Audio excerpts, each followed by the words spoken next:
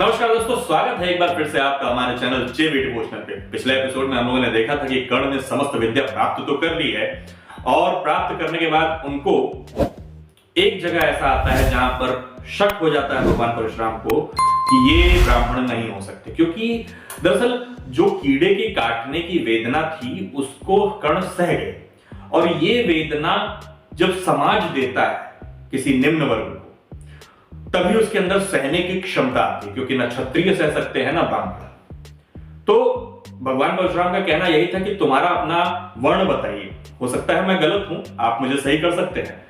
और रही बात, उन्होंने आत्मा के बारे में भी बताया कि यदि आत्मा कमजोर है तो कहीं ना कहीं झूठ का सहारा लेती है और सही समय पे आने पे या उचित समय आने पे आत्मा साथ नहीं देती। एपिसोड खत्म होते होते हमें ये भी देखने को मिल जाता है कि भगवान परशुराम ने कर्ण को इस तरीके से एक आशीर्वाद भी दे दिया है और एक तरह का एक श्राप भी दिया है।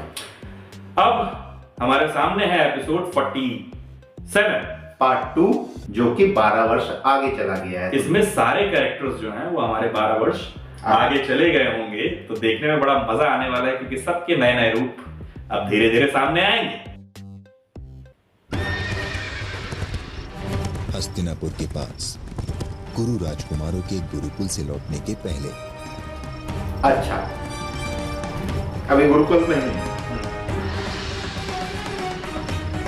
ये कौन है?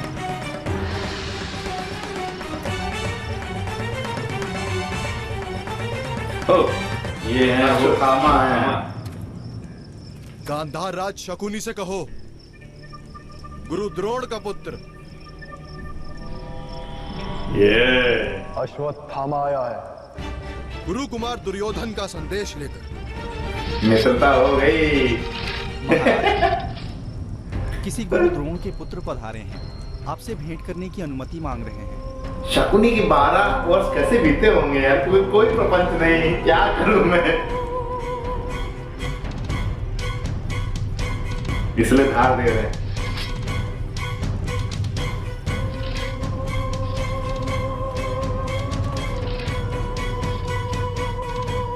गांधार राज महाराज शकुनी को प्रणिपात।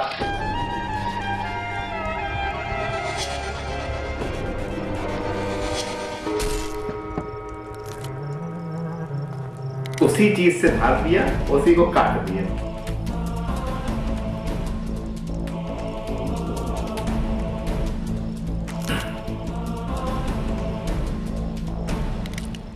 आश्चर्य, भस्म भी लगाई है अंगों पर और शस्त्र भी बांधे। अतीत ब्राह्मण का है और भविष्य राजा का, वाह, इसलिए अपनी आत्मा और शरीर दोनों के रक्षण का प्रबंध रखता हूं।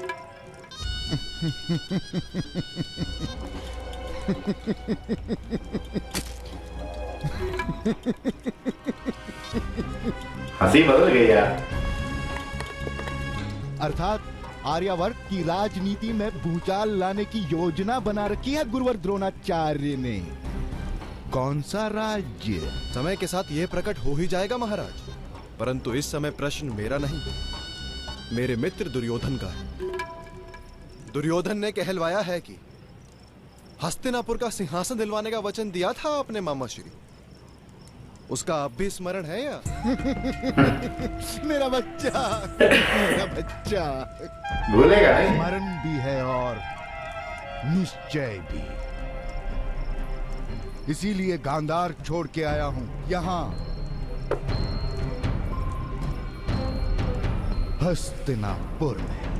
अच्छा, हस्तिनापुर के बाहर ही टेंट लगा रखा है। 12 वर्षों से एक प्रश्न मुझे सोने नहीं दे रहा था कि गुरु द्रोण ने गुरुकुल आरंभ कर समग्र आर्यावर्त के राजकुमारों को शिक्षण देने के बदले केवल एक ही वंश के राजकुमारों को शिक्षण देना क्यों उचित समझा। अब समझ में आ गया।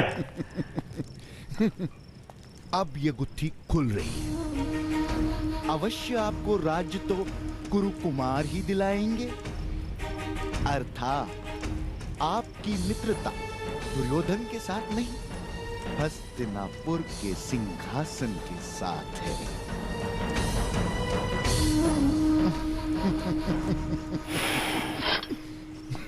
तब तो मेरा प्रेम अर्जुन के लिए होता। मेरे पिताश्री भी यही कहते हैं कि मुझे राज्य अर्जुन दिलवाएगा। हाँ, मैंने सुना है अर्जुन बहुत बड़ा धनुर्धर बन गया है, किंतु ब्राह्मण देव जो राज्य दिला सकता है वो राज्य छीन भी सकता है। इसलिए आपके मन में अर्जुन के प्रति प्रेम नहीं, भय होना चाहिए। आपको मेरी मित्रता पर विश्वास नहीं है? अवश्य है, पर मैं आपकी और प्रिय दुर्योधन की मित्रता को और दृढ़ बनाने के लिए उसमें स्वार्थ और भय दोनों का लेप लगा रहा हूं।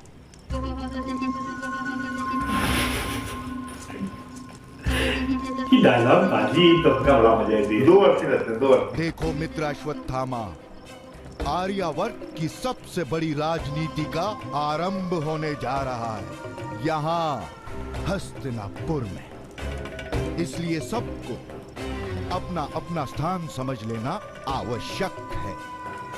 कल यदि तुम्हारे पिता पांडु पुत्रों की ओर प्रेम दिखाने लगे या धर्म की बात करने लगे, तब तुम्हारे लिए लाभदायी यही होगा कि तुम अपने पिता को स्वार्थ का पाठ पढ़ाओ। पर उसके लिए हमें पहले दुर्योधन को राजा बनाना होगा। वो तो मैं कर ही लूंगा। तुम केवल अपना काम करो, देखा बाकी सब मैं मुझ पर छोड़ दो।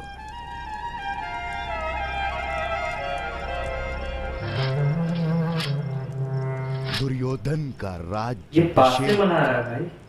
अच्छा, हाँ, अरे तो हाँ, मैं करवा भाई क्योंकि भीष्म ने तो चकनाचूर कर दिए थे।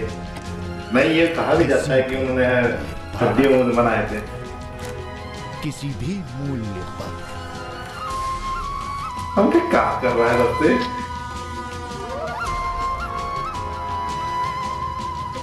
जीवन में समय ने मुझे एक बार परास्त किया था, तब से मैं समय से आगे ही चलता हूं सदा।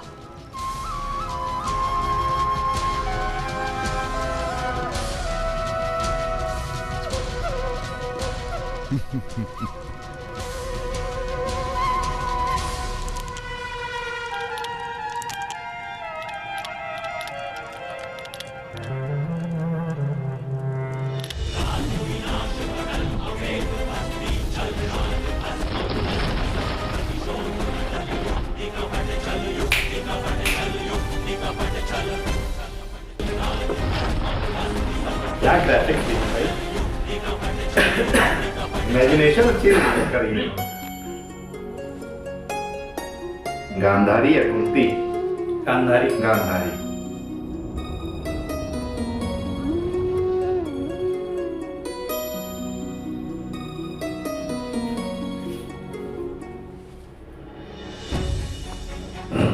धृतराष्ट्र।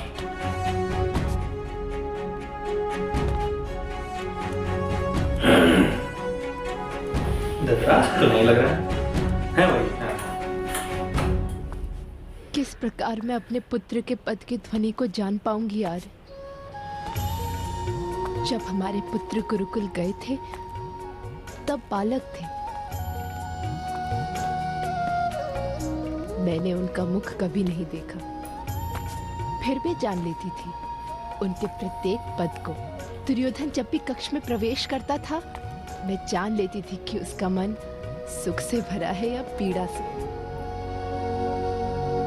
दुर्योधन की तो चाल ही बदल गई होगी ना? अवश्य।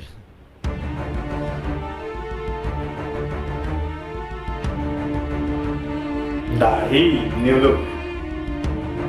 मुकुट देखिए कितना शानदार लग रहा है। अवश्य ही मेरे दुर्योधन की चाल बदल गई होगी गांधारी। अब एक राजा के अधिकार का भार होगा उसकी चाल में, और जब किसी के चरण भार के साथ भूमि पर पड़ते हैं तो भूमि उस आघात को जानकर कोई योग की ध्वनि उत्पन्न करती है।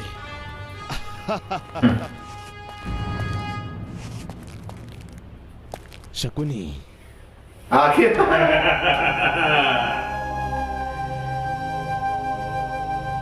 किंतु एक ही प्रश्न है महाराज।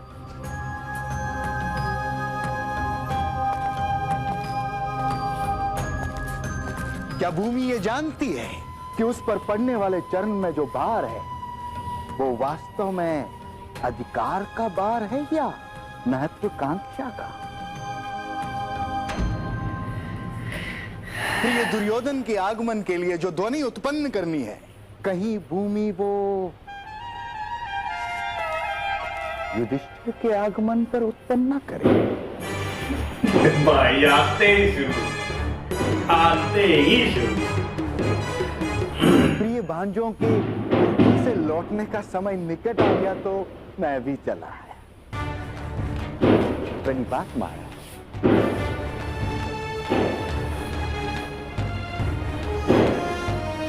तुम्हारे प्रश्न का तात्पर्य मैं समझा नहीं।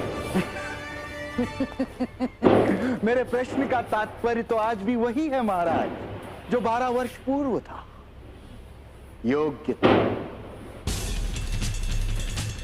योग्यता की परीक्षा करने का समय निकट आ रहा है महाराज। और प्रिय दुर्योधन को अयोग्य सिद्ध करने के लिए हस्तिनापुर के राजभवन में बहुत से लोग सज्ज बैठे हैं महाराज। भ्राताश्री, राजकुमारों के आगमन को राजनीति मत बनाइए।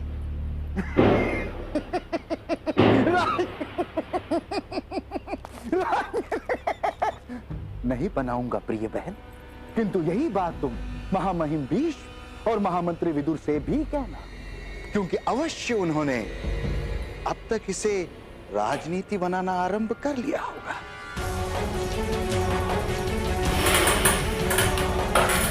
राजकुमारों के आगमन से पूर्व गुरु द्रोण महाराज से मिलने आज पधारेंगे। अवश्य महामहिम भीष्म और महामंत्री विदुर उनसे योग्यता के विषय में पूछेंगे।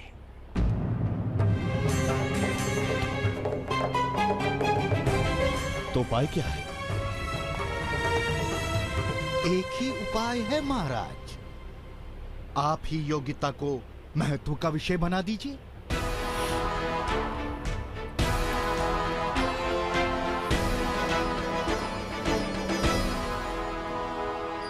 सावधान, महाराज धृतराष्ट्र पधार रहे हैं।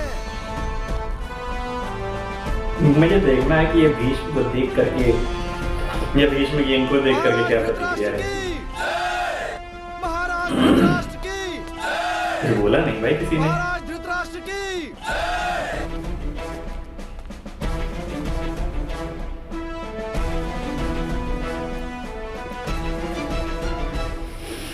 हस्तिनापुर में आपका स्वागत है गांधार राज। आपसे पुनः भेंट करके हृदय को अत्यंत सुख प्राप्त हो रहा है महामंत्री श्री। बधाई।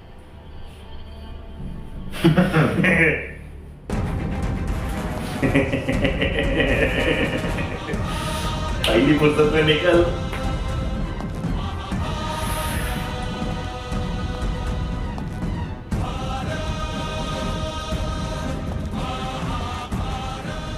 आप मुझे हस्तिनापुर से निष्कासित कर रहे हैं महामहिम। राजा अपने राज्य की पट नगरी में रहे, यही योग्य माना जाता है, और मेरी आज्ञा का उल्लंघन करने का साहस गांधार में नहीं है। पधारिए। उतरते हुए कदम और चलते हुए कदम।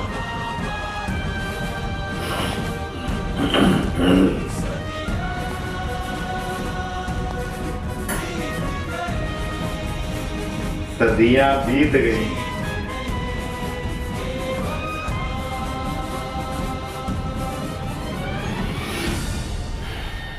अरे यार, कोई कन्वर्सेशन होना चाहिए था। 12 वर्ष पश्चात अभी भी हमारे मन में वही सारे प्रश्न रह गए हैं कि कैसे एंट्री होगी इन कुरुकुमारों और पांडवों की। रही बात उधर भीष्म पितामह और शकुनी का, आपस में देख ही रहे हैं आप कि किस प्रकार से मैन सही रही, ये तो हो रहा है। किसी याद आ रहा है जब 12 साल पहले हमने इनको निष्कासित किया था, पहली फुर्सत में निकाल। और इधर शकुनी का कहना है मैं आ गया।